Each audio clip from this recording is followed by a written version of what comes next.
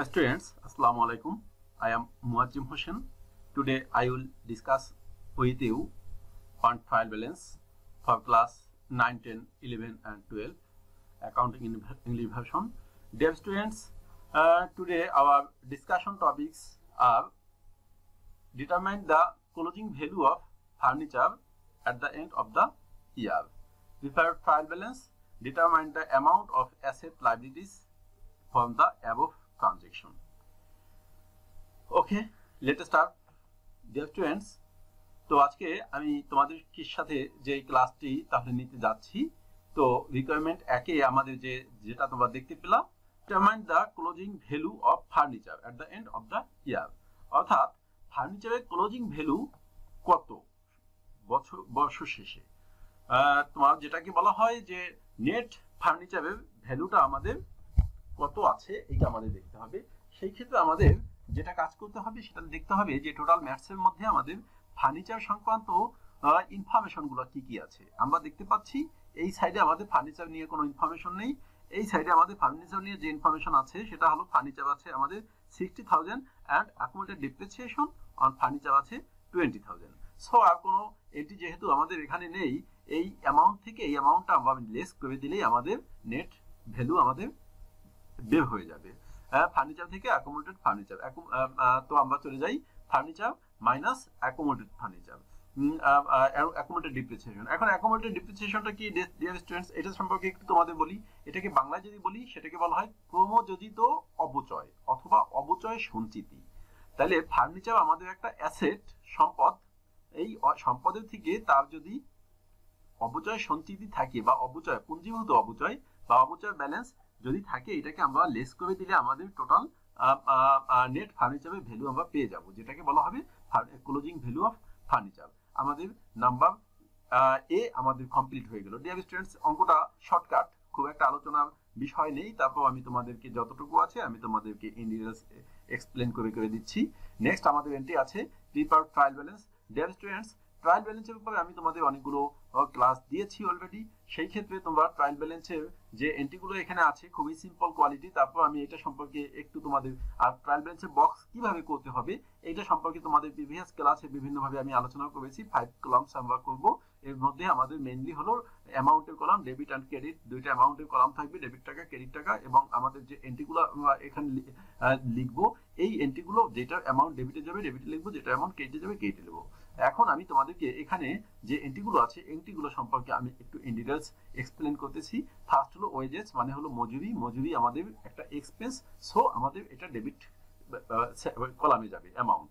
আর একটু কথা তোমাদের আমি বিগত ক্লাসে বলেছি, তারপরে এখানে বলে দিচ্ছি যে ডেবিট কলামে আমাদের ডেবিট টাকা কলামে আমাদের যাবে এক্সপেন্স অ্যান্ড অ্যাসেট কোয়ালিটির যে এন্ট্রিগুলো আছে এই এন্ট্রিগুলোর অ্যামাউন্ট আমাদের ডেবিট কলামে যাবে। আর ক্রেডিট টাকা কলামে যাবে আমাদের যেটা তোমার বিশেষ করে লাইবিলিটিস অ্যান্ড রেভিনিউ কোয়ালিটির যে এন্ট্রিগুলো আছে এই এন্ট্রিগুলোর অ্যামাউন্ট আমাদের যাবে ক্রেডিট টাকা কলামে, ক্রেডিট টাকা কলামে। হ্যাঁ, তো আমাদের যেটা বলছিলাম আমি, এটা তো ওয়েজেস মজুরি, এটা আমাদের ডেবিটে যাবে। এরপরে আছে prepaid business expense. Prepaid business expense dear students, এটা ওয়ান কাইন্ডস অফ অ্যাসেট। হ্যাঁ, এটা অ্যাসেট, অর্থাৎ প্রিপেইড বিজনেস এক্সপেন্স, বিজনেস ব্যবসার একটা খরচ, এটা প্রিপেইড করা হয়েছে, মানে অগ্রিম দেওয়া হয়েছে, অ্যাডভান্স করা হয়েছে। সো এটা একটা আমাদের অ্যাসেট, এটা আমাদের ডেবিট কলামে চলে যাবে। নেক্সট আছে আমাদের interest on debenture.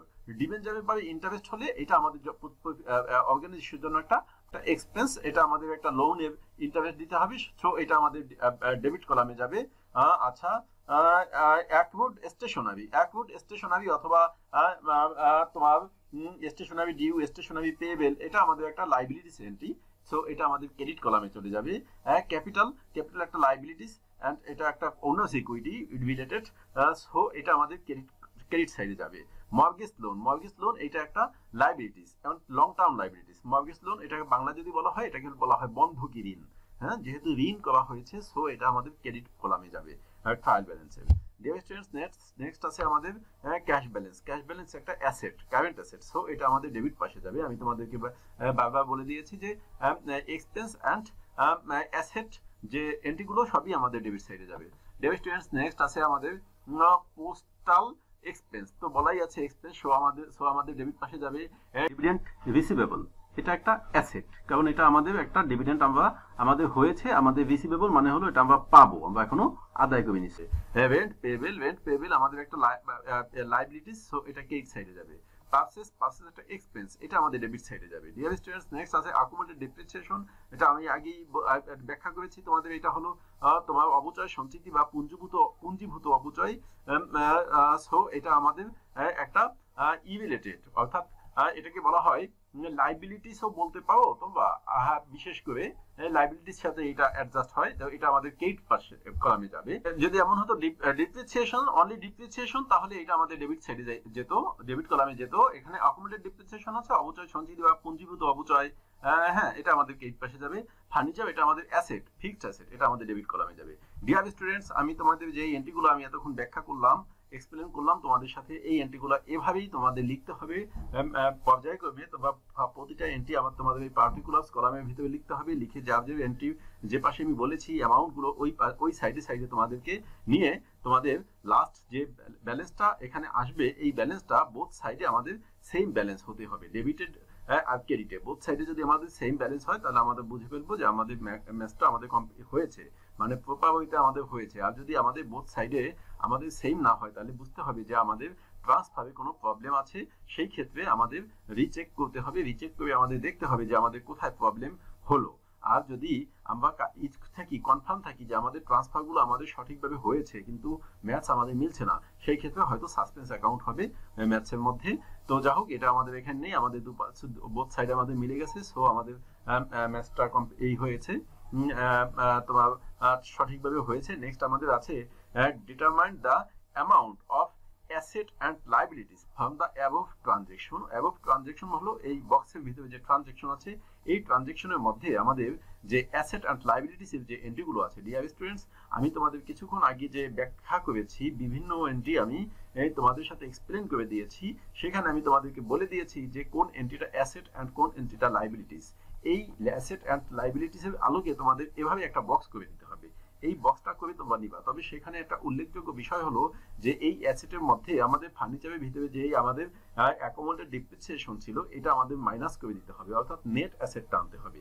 Net asset হলো আমাদের এই যে ফার্নিচারে ছিল 40,000, যদি চাও তুমি, যেহেতু এই নাম্বারে কমপ্লিট করেছো, এই নাম্বারে থেকে তুমি এটাকে নিয়ে আসতে পারো, 40,000 সরাসরি এখানে নিয়ে আসতে পারো, সেই ক্ষেত্রে এটা এখানে করতে হবে না।